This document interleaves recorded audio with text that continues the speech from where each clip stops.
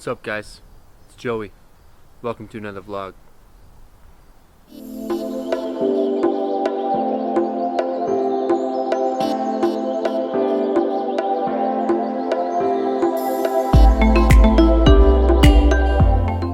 What's up, guys? Just got back from the gym. Had a pretty good training session, so I'm just gonna hit you guys with a quick outfit of the day. I got my favorite Nike strap back hat on. I'm wearing this hat all the time, probably too much, but it's my favorite. So next I got a light pink Fitletics tee going on, lifestyle tee, minimal branding. As you can see, it's got the little split hem. And then we're rocking with the Hollister stretch jeans. I'm always liking Hollister and American Eagle jeans because they're a really good price and the fit is awesome. They've always fit me so well. And with the stretch, of course, you can fit the quads and the booty. So I like those. And then we got the Converse high tops. Just picked these up. Love them. Great for fall. Great for rocking with jeans. Pretty much good with almost every outfit. So that's what we're rocking today. Gonna cruise, do some errands, get a haircut, and work on some client plans. Try to stay cool for the last few days of summer.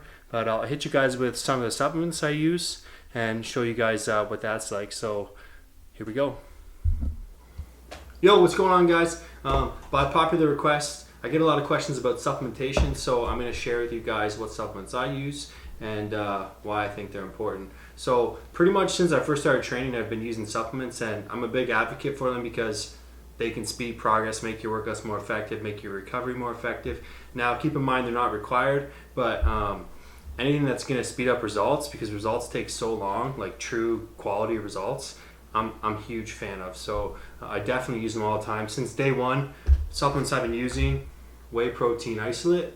It's always good to have a protein because getting your protein intake is very necessary for building muscle. So I always keep whey protein isolate handy. I don't use it every day, but pretty near every single day of the week. I'd say at least 5 days a week I'm utilizing protein in some form, whether it's as a shake or mixed into some oatmeal or some yogurt or even some cottage cheese. Those are the kind of the go-tos I go for with it. So probably number one thing I would utilize. Number two, if you had to pick two supplements, I'm going to leave it as simple as that, would be creatine. Creatine monohydrate.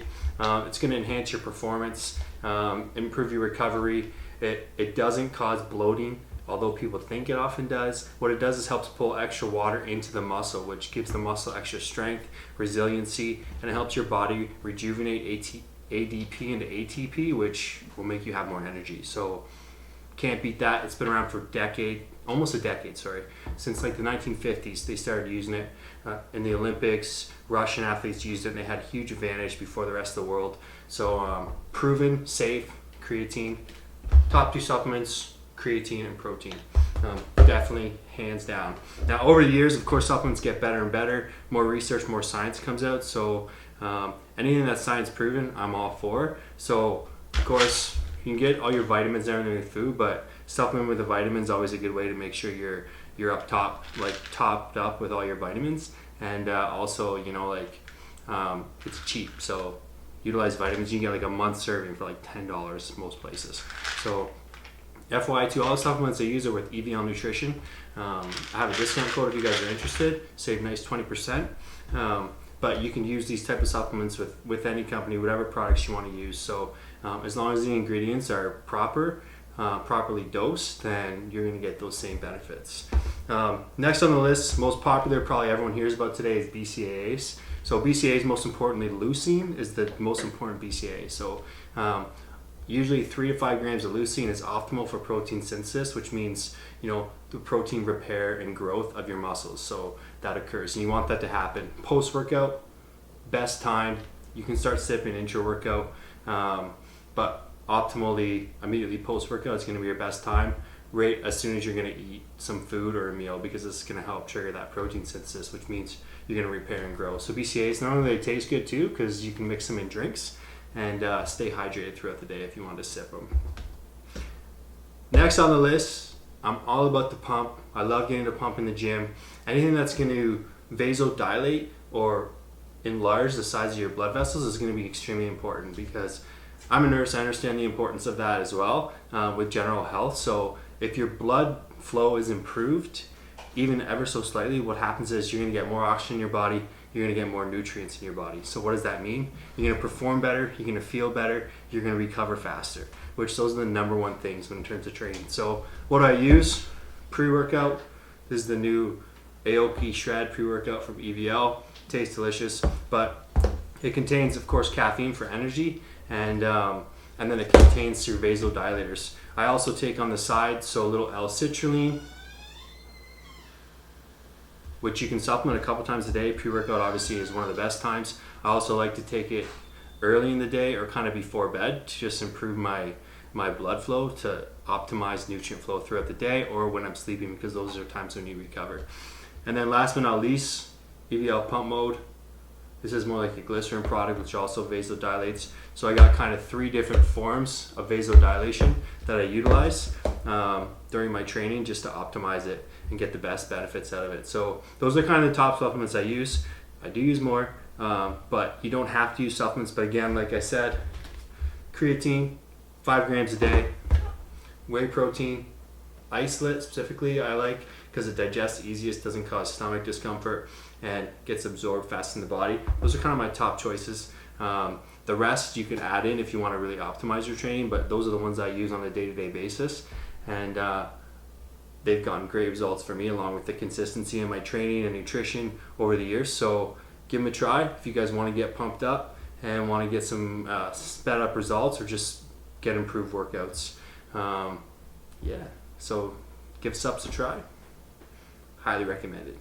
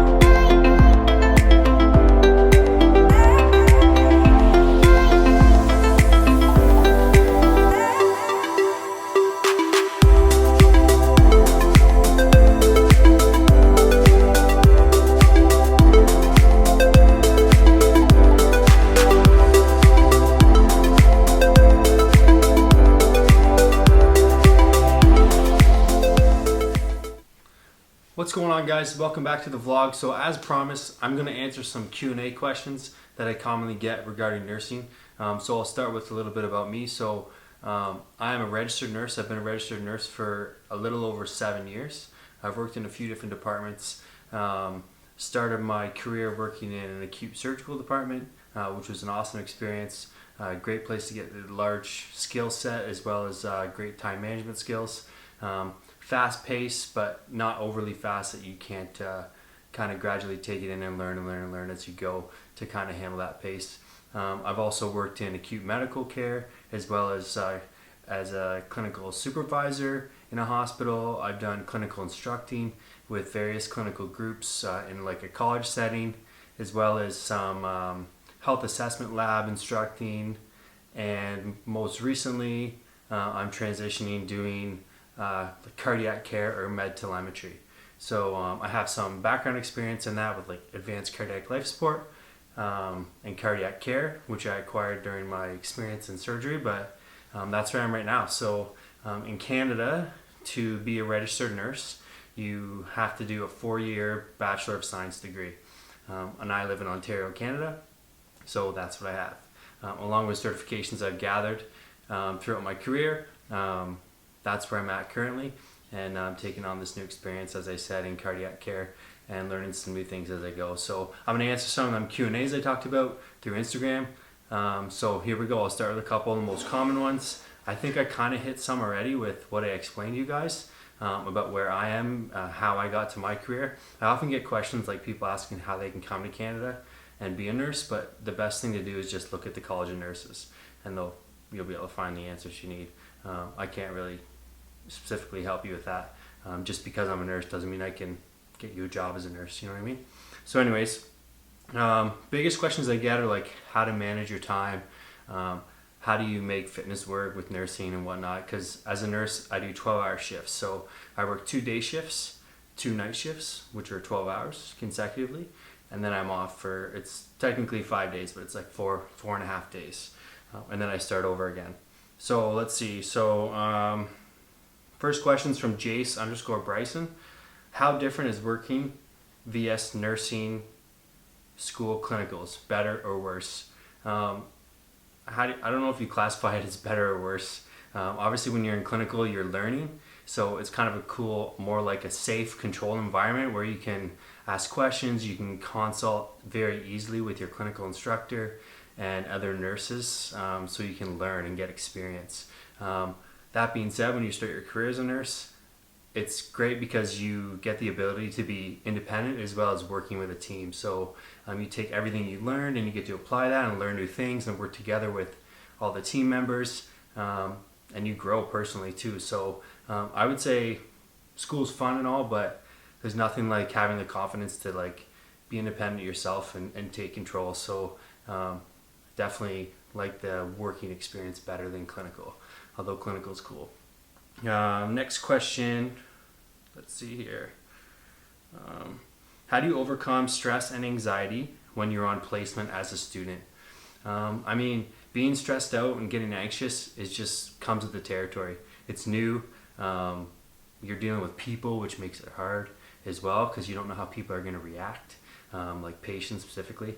Families are involved, so you get this big group. So it can easily be high stress environment. Biggest thing is be prepared. You know what I mean? So if you study and you're competent, you practice your skills, you work with your friends, with your family, you practice interacting as if it was someone you didn't know when you're coming through your clinical experience with your fellow like students that you're with, or that you're going to be on clinical with, or working partners. If you guys get the opportunity to work in partners, that's a great opportunity to kind of feed off each other and reduce your stress and anxiety in the clinical setting a little bit. So try that out. Next one here. Sorry, that question was from Faiza KHXN. Sorry. So next question, study question. How did you study for A&P along with other hard classes?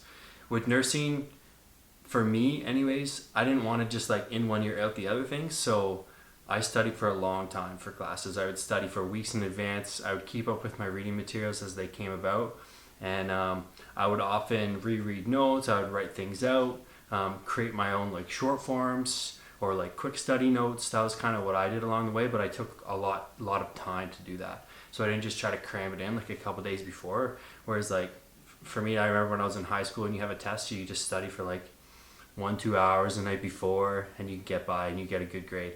Whereas when you get to college or university, you really got to put in the time because you want to absorb and retain the information, which is very important, especially if you're starting a career as a nurse, because you never know when that critical thinking is going to come into play, as it comes into play every day. So take the time and put in the work for the studying because it's really important. That question was from JXM_II. All right, I'll hit a couple more here and then we'll save some for another one. I got Chasing_Fitness44. How do you manage your time with working 12-hour shifts? What does a work day look like? So as I mentioned in the schedule, I'm 2 day, 2 night, 4 days off, 4 complete days off. So after I get my sleep for that first day, so I make sure I work out on all my days off essentially. And when I get my first day back to work, I take a rest day from working out. Kind of doesn't matter which day of the week it is, because really there's a million ways to do fitness. So I take a rest day that first day, and then I'll kind of just fit my workouts in wherever I need it. If I'm on a 2 day per week rest day, why not take them on your first 2 work days? Make your life easier for yourself. Don't overstress, don't overcomplicate. If it's easier for you to just train like 3-4 days a week for your lifestyle, then just make it work. Just adjust your training, do like upper lower days or full body workouts. Or just combine training sessions if you have to. Typical work day for me is, I wake up, I'm always prepared, so I got my lunch, I bring my lunch with me to work. I eat during my designated breaks when I'm at work. I pack one main meal, like a sit-down meal, and then I pack 2 things that I can eat really fast because I know the day's busy. So those 2 things I can eat really fast, literally I'm talking like 1 minute, I can eat a whole meal. Maybe it doesn't even need to be heated up in a microwave or something like that, but I have that one main lunch meal because you can always get a break of some kind, like a 15-minute at least, so I can consume like a good hearty meal at some point during the day. But the other 2 meals are kind of just like, they're meals that I can just work around, and my other priorities can take precedence, and I can just jump back and snack it back real quick. If I have to train on a work day, I'll train immediately from work. I'll never go home. I won't waste time packing, like getting stuff together at home or risking the opportunity to like chill out on the couch and kind of end my night. So I'll go straight to the gym, smash a session. Usually it's modified, like quicker, more efficient. Something like decreased rest time, supersets, drop sets, just a modified workout. I mean, it doesn't have to be perfect every time, as long as you just stay consistent. That's the number one thing. So, and then I'll get back home, shower up, chill, get ready for the next day, do it again. And then when I switch over to night shifts, I get a 24-hour break in between, so it's a little easier to get a training session in that period. So I definitely utilize that period as for a training session. But that's kind of how I make my day shifts work. Around my schedule, let's see here. Here's a good one. What made you want to do nursing, and are you happy with the path you chose? I've always been in healthcare. I've always been in the human body. Loved helping people. I love the idea of like being a role model and a leader. I've always kind of thrived for that my whole life, so it kind of all just fell into place. A friend of mine who I was rooming with in college was in nursing, and he kind of steered me in the direction and told me the perks of it and all that, and I was like, this seems like a great idea, so here I am. That question was from Rachel Jordan Fit. And I'll hit you guys with one more question, just not to overwhelm this video and make it too long. Let's see. Here's a good one. This is from Rebecca_Klein 033. What was one of the hardest things to adjust to as a nurse? So this can be pretty broad, but I think that anytime you're changing from like a student to a career, the same kind of things apply. The biggest adjustment was really just understanding and getting used to the new schedule that your life's gonna have. So at first, I know I did have some difficulty. I remember like overworking myself and feeling tired and trying to figure out what was the best way for me to work out and fit my exercise in and fit my meal planning in and kind of make my lifestyle work and still see my friends. And you have all these things coming at you, so you just kind of have to figure out, it takes a little bit of time, so be patient. But once you get adjusted to your new schedule, then you'll be able to kind of make it work and figure out what works for you. As I talked about before, like adjusting your training, preparing your meals, finding things that are quick and efficient for you, what works better, what's easiest, work smarter, not harder. That's always number one.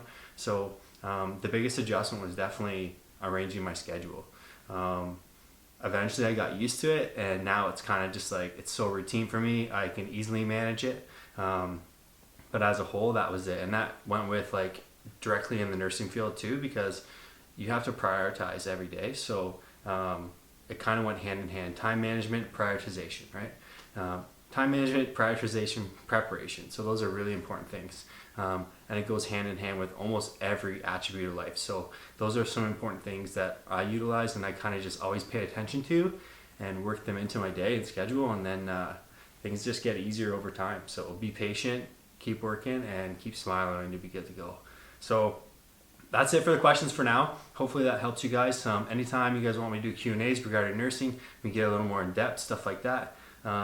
But I'll kind of just get this video started with a little bit like that, just to stop it from being a little long-winded. But hopefully you guys enjoyed it, and I'll see you next time.